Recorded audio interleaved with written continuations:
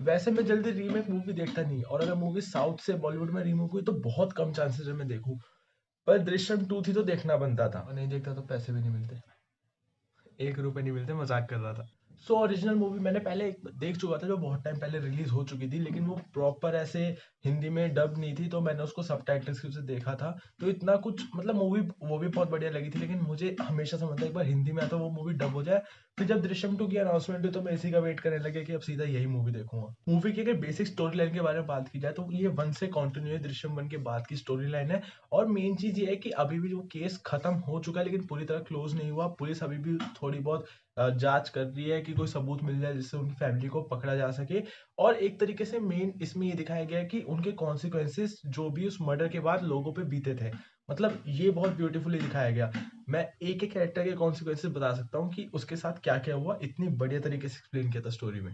Number 1, जिसके बेटे का मर्डर हुआ था उसके जो पापा महेश देशमुख थे, वो इन सबको ओवरकम कर चुके थे। वो सोच चुके थे कि उनका बेटा वापस नहीं आने वाला। वहीं जो उसकी माँ थी मीरा देशमुख, उसका ये सीन था कि वो प्रॉपर रिवेंज लेना चाहती थी, चाहे कुछ हो जाए वो सही करे गलत। उसकी थिंकिंग वही थी कि अब वो जो भी करेगी, वो चाहे गलत हो सही, उससे उसको फर्क नहीं पड़ता, बस उसको उसके बेटे की जस्टिस चाहिए। उसके बाद अगर विजय की फैमिली पे है, तो सबसे बढ़िया कैरेक्टर आर्क मुझे इन सबका लगा। मतलब जो जो कॉन्सिक्वेंसेस दिखाए ना, प्रॉपर ऐसे होते हैं, एकदम लॉजिकल चीजें दिखाई। जैसे विजय का दिखाया कि वो थोड़ा पीने वीने में इंडल्ज हो रखा है, इतना नहीं कि वो नशेड़ी हो रखा है, लेकिन और बात का ट्विस्ट आता है कि वो सब क्यों कर रहा था। उसकी तो स्टोरी लाइन अलग है, वो बताऊं तो स्पॉइलर हो जाएगा। लेकिन उसकी बीवी का बताया गया कि वो हद मतलब घुट घुट के ऐसे जीती है, उसको जरा सी भी ऐसे पुलिस वुलिस देख ले तो उसको वही डर सताने लगता है। तो एक चीज वो भी मुझे प्रॉपर लगी उसके बारे में।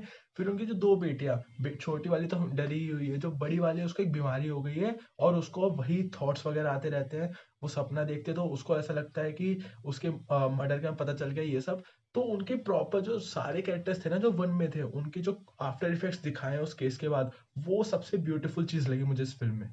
अभी तक मैंने जो बताया ना मूवी के बारे में, अगर आपको लगा है स्पॉइलर, तो ये हल्का मैंने टच भी नहीं किया मूवी को। मूवी में इतना कुछ है, मतलब बहुत टाइम बाद किसी बॉलीवुड मूवी से इतना ज्यादा कनेक्शन फील हुआ है। मतलब एक तो हमने पार्ट 1 से जो 2 अक्टूबर 3 अक्टूबर रट रखा है ना, इतना कनेक्ट कर चुके हैं ना उन सब कैरेक्टर से, कि उनके साथ जो जो होता है हमें फील होता है। उनके साथ अच्छा हुआ तो खुशी होती है, बुरा होता है तो दुख होता है। अगर एक ऐसे कैरेक्टर की बात करूं जिसने मुझे सही में सरप्राइज किया, तो वो एक तरुण अहलावत करके आई गेस एक आईजी आया था, उसका कैरेक्टर था।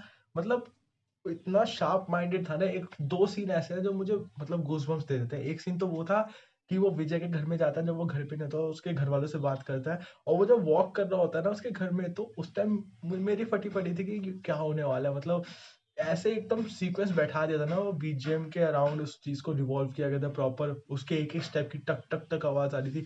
वो बहुत गूजबम्स वाला सीन था। और दूसरा जब उसका इंट्रो हुआ था, मतलब इंटरवल से पहले था आई गेस, जब वो बैठा होता है, चेस बोर्ड आगे रखा होता है, कुछ नहीं चल रहा होता, तो पुलिस वाले बात करते हैं कि ये क्या पागल है, तो दूसरा समझाता है कि नहीं ये दिमाग में चेस खेल रहा है। तो उससे उस कैरेक्टर की क्लियर हमें पता चली कि मतलब ये कितना शार्प माइंडेड है, अब हर मूव से पहले उसके कॉन्सिक्वेंसेस देखता है। तो इतना पावरफुल जब एक कैरेक्टर आ गया था, तो मुझे लगा हाँ शायद इस मूवी में पकड़ा जा सकता है विजय। वो पकड़ा जाता है कि नहीं, ये तो लास्ट की बात है, ये तो आपको मूवी देख के पता चलेगा। देखो, इंटरवल से पहले की मूवी लोगों को स्लो लगी, जो कि थी, और जो कि होना जरूरी था आई गेस। अगर मैं ये कहूँ, लोगों को ये चीज बुरी लग सकती है, क्योंकि लोगों को ये लगी भी कि इंटरवल से पहले की मूवी इतनी स्लो थी, तो लोगों को वो पसंद नहीं आया। अब मैं इस चीज पे अगर मैं अपना एक्सप्लेनेशन दूं, तो एक चीज ये होती है कि जब आप कोई मूवी सेटअप कर रहे होते हो जिसका एंडिंग बहुत ज्यादा स्ट्रांग हो या काफी ज्यादा फास्ट पेस्ड हो, तो उस फास्ट पेस को दिखाने के लिए आपको शुरू की चीजें स्लो करनी पड़ती है ताकि वो ज्यादा फील हो। ये एक तरीके से मतलब बहुत सारी मूवीज में होता है, इन थ्रिलर टाइप की मूवीज में। माना ये इसका शुरू का ज्यादा ही स्लो था, लेकिन इनको बहुत सारे कैरेक्टर को नया दिखाना था, उनके कॉन्सिक्वेंसेस टाइप दिखाने थे, तो ये होना जरूरी था। और मुझे पर्सनली ये चीज बहुत अच्छी लगी, क्योंकि अगर आप शुरू की चीज स्लो नहीं करते ना, तो वो बात का पेस फील नहीं होता। देखो, बीजीएम तो मैंने बता ही दिया कि इस मूवी का बीजीएम बहुत ज्यादा सॉलिड था, मतलब बहुत ही ज्यादा, एकदम जहां जहां चाहिए होता है वहां वहां आता है और मूवी को लिफ्ट कर देता है।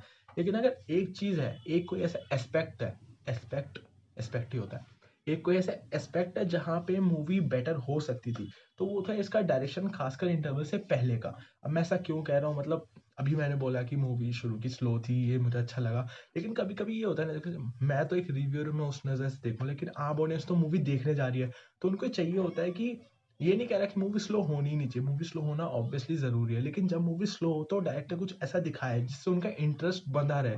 कुछ बीच बीच में से क्लिप्स आ जाए जिससे इंटरेस्ट बंधा रहे, ऐसे बहुत सारे तरीके होते हैं। अब मैं अगर मैं कोई रिव्यूअर तो मैं सबको जा के एक स्पेसिफिक इंसान को बता नहीं सकता ना, जो 50-60 लोग मेरी वीडियो देखते हैं वो ये चीज़ समझ जाएंगे, लेकिन जो बाकी ऑडियंस है उनको मतलब सब जाके बता नहीं सकते। वो मूवी देखने के लिए आए हैं, वो ज़्यादा बात सुनने के लिए नहीं आते, वो विजुअल देखने के लिए आते हैं। और अगर आप उनको एक बात सुनाते रहोगे ना तो वो एक टाइम पे बोर हो जाएंगे। तो ये मूवी के साथ ये हुआ, मतलब इंटरवल से पहले तो ज़रूर हुआ था। और एक चीज़ थी कि ये अब तो मूवी रिलीज हो चुकी है, लेकिन इसका ट्रेलर बहुत बेटर बन सकता था।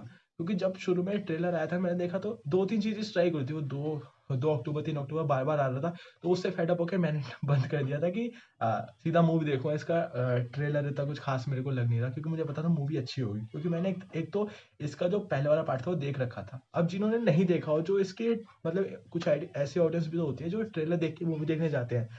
तो अगर उन्होंने दृश्यम 1 देखी तो वो ज़रूर जाएँगे, इसी इसका प्लस पॉइंट था, तो ये मूवी चल जाएगी। लेकिन अगर ये ऐसा फर्स्ट पार्ट होता, इसका ट्रेलर जिस हिसाब का बनता तो बहुत कम ऑडियंस जाती देखने।